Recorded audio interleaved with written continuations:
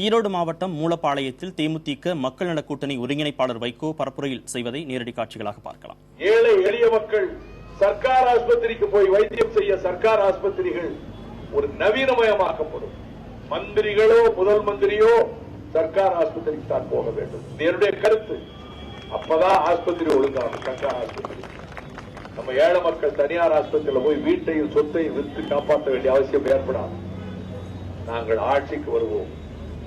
அனைத்து கல்வி கடன்களையும் அரசு ஏற்றுக்கொண்டு வேலையற்ற பட்டதாரிகளுக்கு மாதம் நிதி உதவி வழங்கும். நம்ம பசு மரங்கள் நிறைய இருந்தது இல்ல.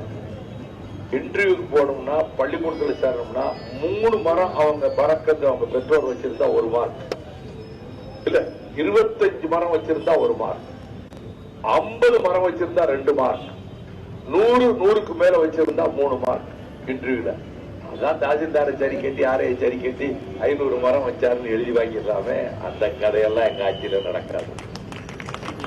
அப்படி கையெழுத்து போட்ட ஆபீசர் மறுநாளே ஹஸ்பண்ட் ஆகி வீட்டுக்கு போக வேண்டியது. இவங்க பொய்யா எழுதி கொடுத்த பையனுக்கு மொத்த மார்க்ல 5 மதிப்பெண்ணை குறைச்சிடும். இப்படி பல திட்டங்கள் ஏழைகளுக்கு, மக்களுக்கு, வேலை வாய்ப்புக்கு, விவசாயத்துக்கு, மருத்துவத்துக்கு, கருவேல மரங்கள் வேலை கருவேல தான் ஆட்சி. நான் ஹைகோர்ட்ல ஆர்டர் வாங்கி வச்சிருக்கேன். தமிழ்நாட்டை காப்பாற்றணும்னா ஒரு போர்க்கால திட்டம் 10 வருஷம் முயற்சி பண்ணா தான் வேலை கருவேலை அகற்ற முடியும். நாங்கள் அகற்றுவோம். அனைத்து குளங்களிலும் தூர்வாருவோம். வியாபாரிகளுக்கு இருக்கிற ஆபத்தை சொல்லிடுறோம். நரேந்திர மோடி மாதிரி ஒரு நயவஞ்சகமான பிரதமர் இந்தியாவில் இதுவரைக்கும் வந்ததில்லை. நைரோபியில போயிட்டு ஒபாமா பார்த்து கையெழுத்து போட்டாங்க. எல்லாம் மால் தான் வரப்போகுது. 100 வருஷம் 200 வருஷமா கடை வச்சிருக்க அப்படின்னு சொல்றேன். அவன் ஈரோட்டில் கொண்டாந்து 2 பெரிய மால் போடுவான். வால்மார்ட்கார மாதிரி. நீங்க 200 ரூபாய்க்கு விற்கிற பொருளை 50 ரூபாய்க்கு கொடுப்பான். நம்ம ஆட்கள் அங்கதானே குறைச்ச விலை கிடைக்குன்னு அங்க போக ஆரம்பிப்பாங்க. நீங்க 6 மாசம் 1 வருஷத்துல கடையை மூட வேண்டியது. அதுக்கு பிறகு அதே பொருளை 350 ரூபாய்க்கு விற்பான். இந்த துரோகத்தை இதுவரைக்கும் எந்த பிரதமரும் செய்யல, காங்கிரசும் செய்யல.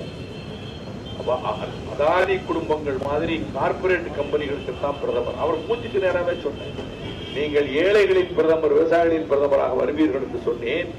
நீங்கள் கார்பரேட் முதலாளிகளின் பிரதமர் என்று நாடு நினைக்கிறது நரேந்திர மோடி மூச்சுக்கு நேரம் சொல்லிட்டு வந்தேன். நம்ம பினாங் ராமசாமிக்கு விசா வாங்க போனப்ப நான் கடைசியா ஒண்ணு சொல்லிடுறேன். நான் நேற்று பூரா எனக்கு உடம்பு சரியில்லை. முத நாள் ராத்திரி ராமநாதபுரம், அதுக்கு முத நாள் விடிய பிரயாணம் பண்ணி விடிய காலம் 4:30 வந்தேன். இன்னைக்கு நம்ம ஊருக்கு வரும்போது விடிய காலம் 4:30. மொத்தமே தூக்கம் இல்ல. ராத்திரி பகல அலையிறதுல நேற்று எனக்கு வயிற்றுப்போக்கு ஏற்பட்டு அதோட வெயில்ல 3 மணி வரைக்கும் பிரச்சாரம். ஒவ்வொரு ஊர்லயும் எங்கேயாவது வீட்டுக்குள்ள போயிட்டு அதோட வேண்டாம் வேட்பாளர் உசிலம்பட்டி வேட்பாளர் உடம்பு சரியில்லை வேண்டான்னு.